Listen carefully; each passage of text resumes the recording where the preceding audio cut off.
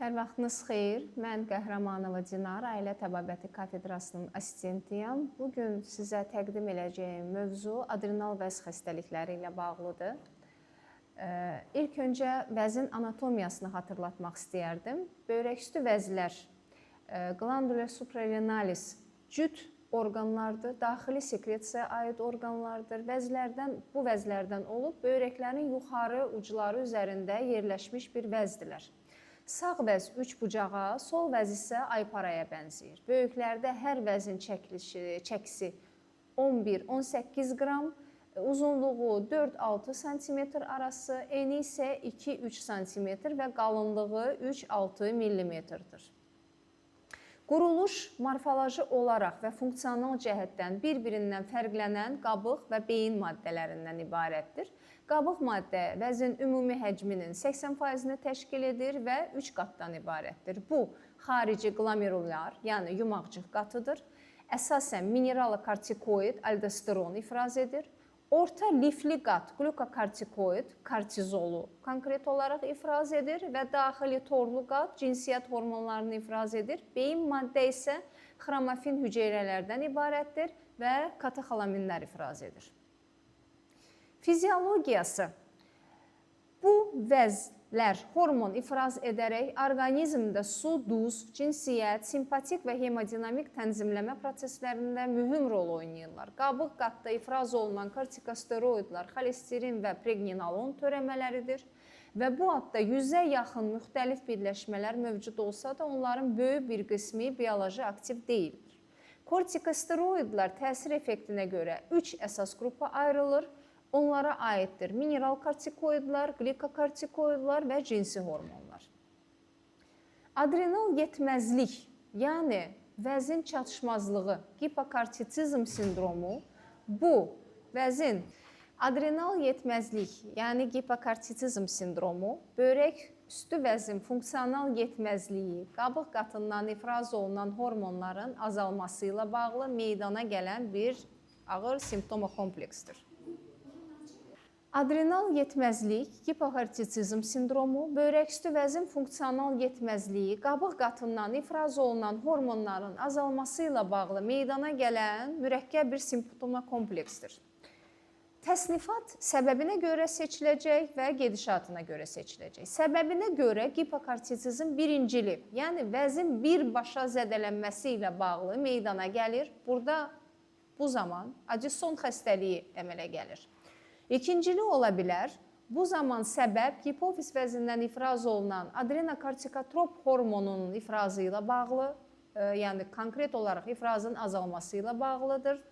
Üçüncülü isə burada hipotalamusun zədələnməsi, yəni kortikotropin releasing hormonunun azalması və yaxud defisiti ilə bağlı bir səbəbdir.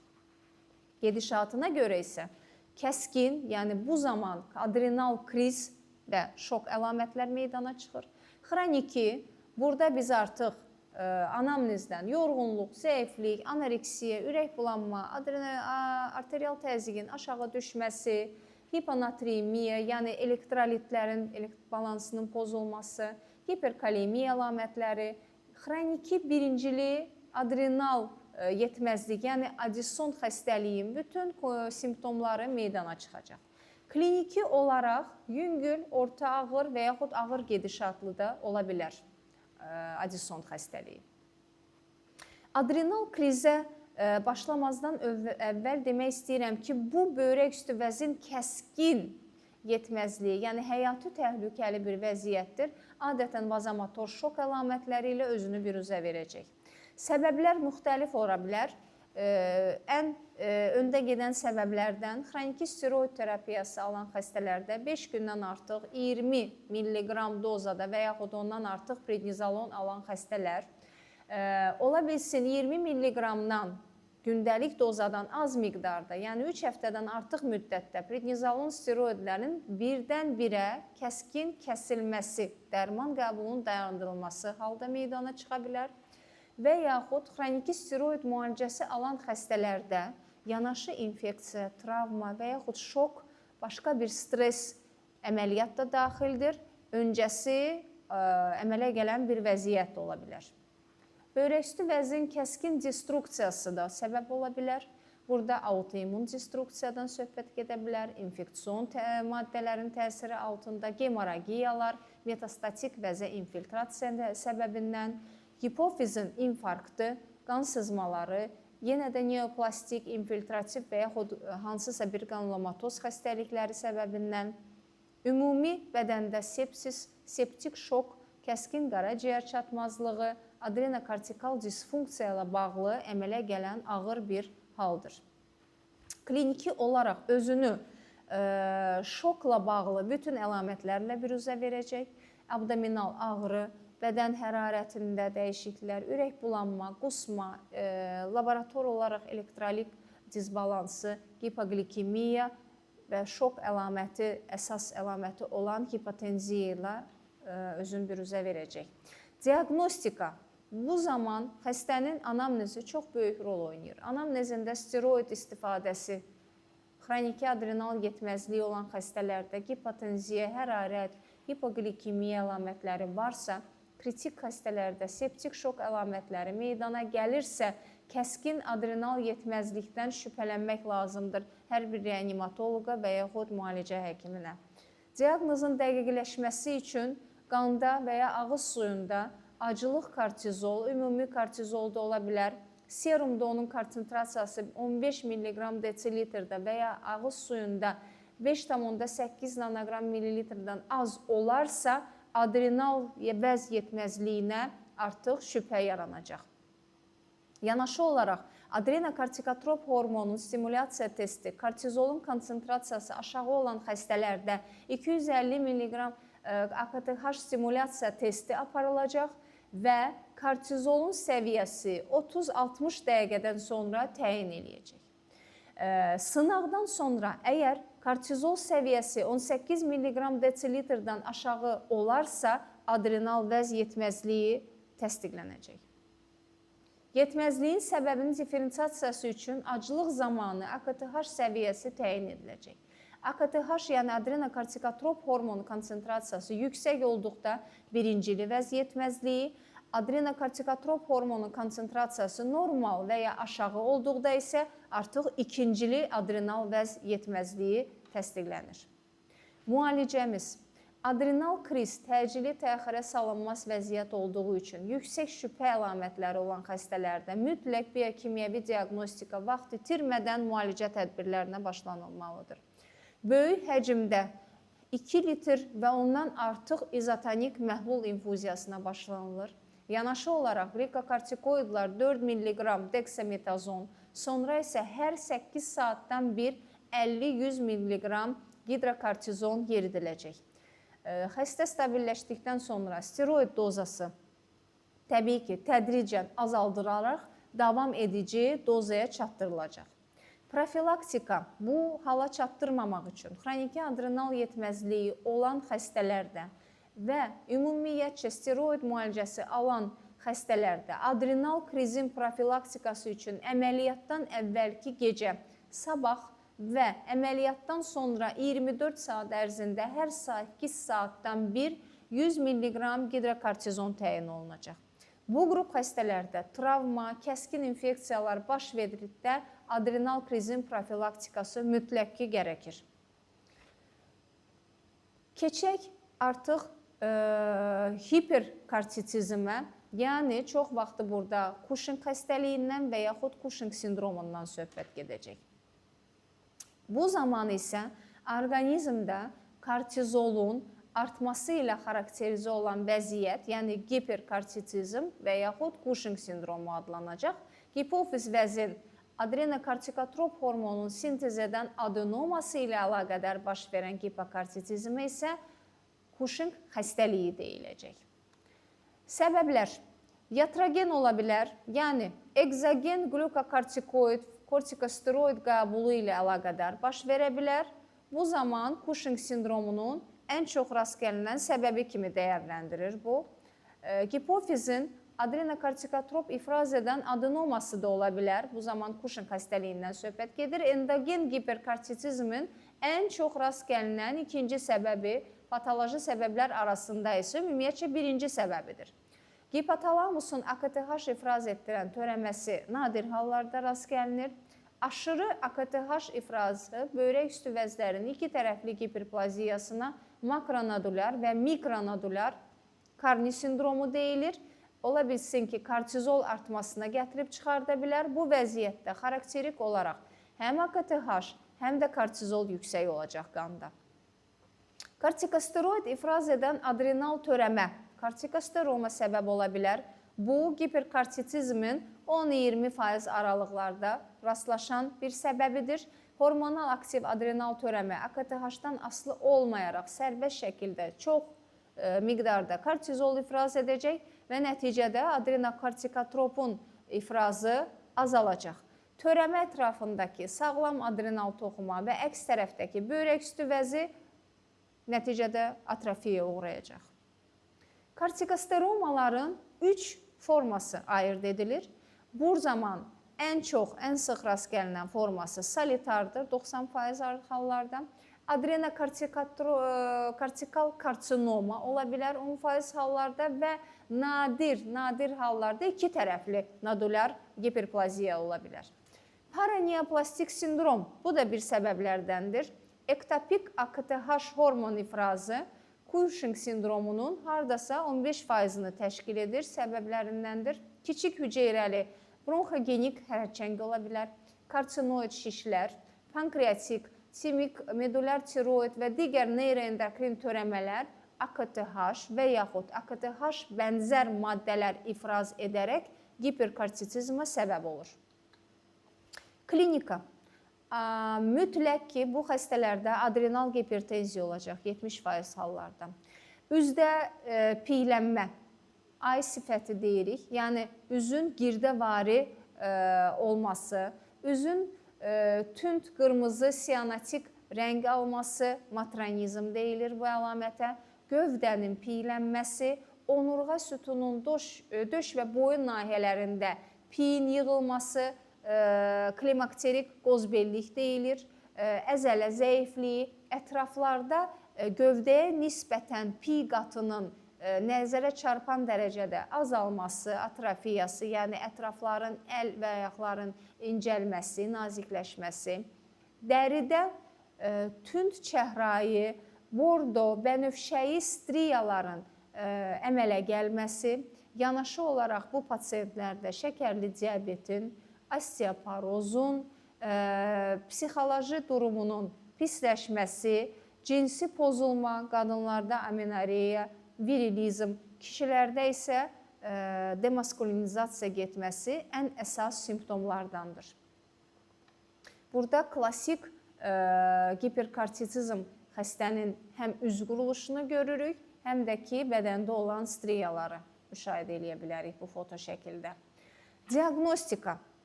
Əgər Cushing sindromuna, yəni hiperkortitizmə kliniki şübhə varsa, bu zaman mütləq müəyyən eləmək lazımdır. Xəstə glikokortikoid müalicəsi alır və ya almır. Əgər glikokortikoid müalicəsi alırsa, bu zaman dərman dozasını mütləq tənzimləmək lazımdır. Əgər glikokortikoid müalicəsi almırsa, bu zaman artıq deksametazon testində supressiyanın olmaması, günlük sidikdə və ya ağız suyunda kortizolun artması müşahidə olunursa, bu zaman Cushing sindromuna dair düşünürük.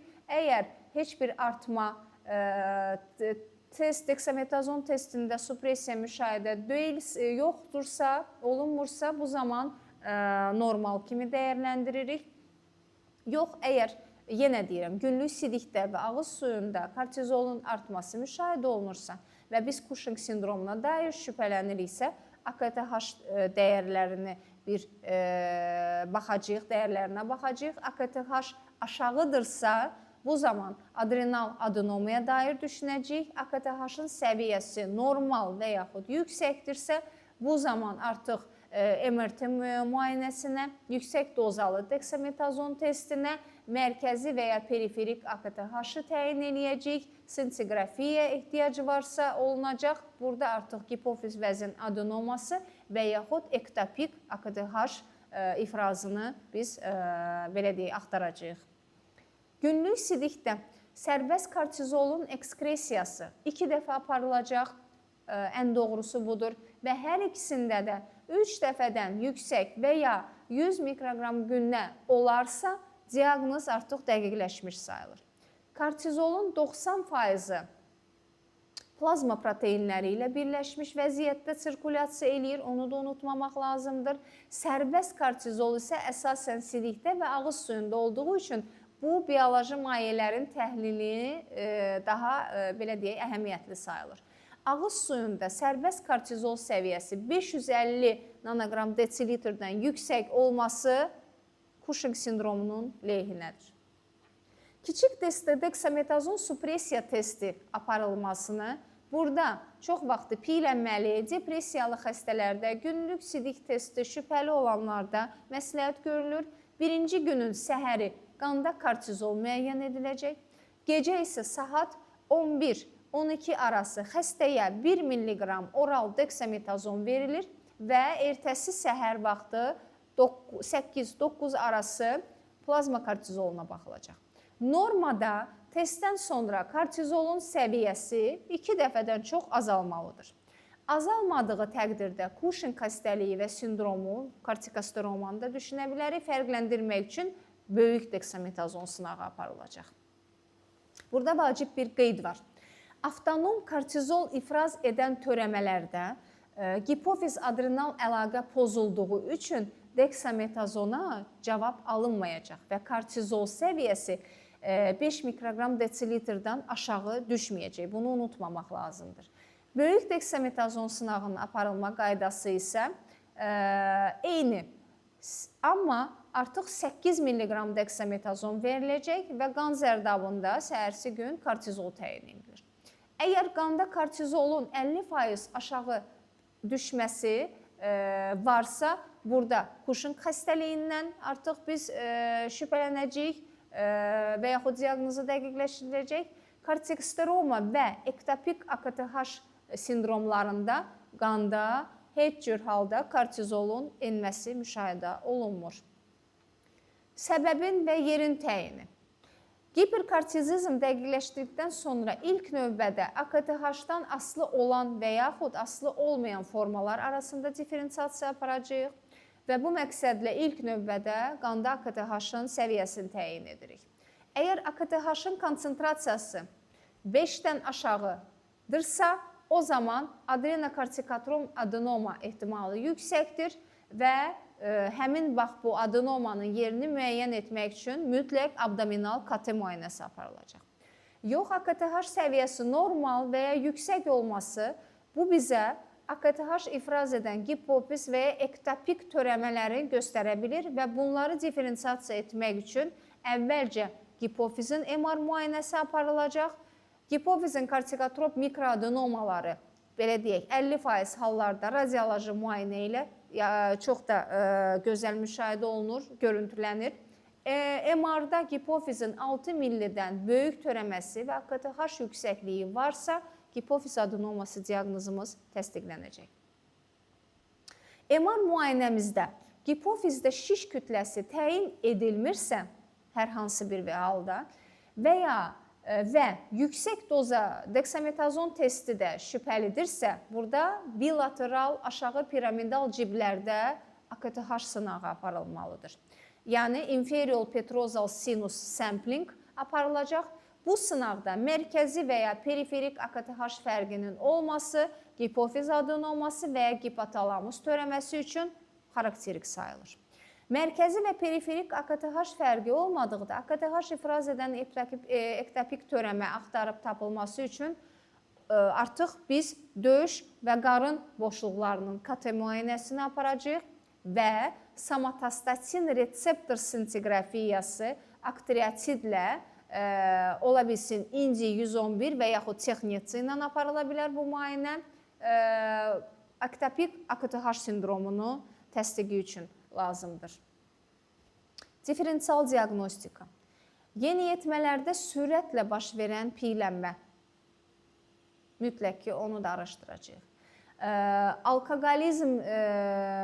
alkoqolik audəçilərində psevdo-Cushing sindromu görüntüsü ola bilər vizual olaraq.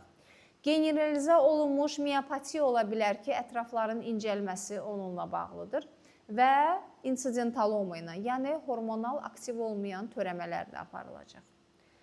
Müalicə. Əgər hiperkortizm iatrogen səbəblərdən asılıdırsa, bu zaman Cushing sindromunun digər formaları adətən cərrahi olaraq müalicə ediləcək. Adrenal adenomalarda, adrenal ektomiya 90% hallarda gözəl nəticələr göstərir. Adrenal ektomiyadan bir gün əvvəl hidrokortizon 100 mg gündə 3 dəfə təyin edilir. Əməliyyatdan sonra simptomların itməsi bir neçə aydan bir neçə ilə qədər davam edə bilər. Bunu da qeyd eləmək lazımdır. Hipofiz adenomalarında transnazal, transfenoidal hipofiz mikrocərrahiyyəsi tövsiyə edilir. Cərrahi müdaxilə 75-90% hallarda bütün xəstələrdə effektivdir. Remissiya zamanı bazal kortizol səviyyəsi yüksək qaldıqda təkrar hipofiz cərrahiyyəsi və ya hipofiz vəznin radiasiyası müalicəsi aparılmalıdır. Hipofiz cərrahiyyəsi müvəffəqiyyətsiz olduqda bilateral laparoskopik adrenal ektomiya məsləhət görüləcək. Ektopik AKTH ifraz edən törəmələrdə lokal cərrahi rezeksiya və yaxud ablyasiya da edilir. Diqqətiniz üçün təşəkkür edirəm. Növbəti görüşlərə qədər.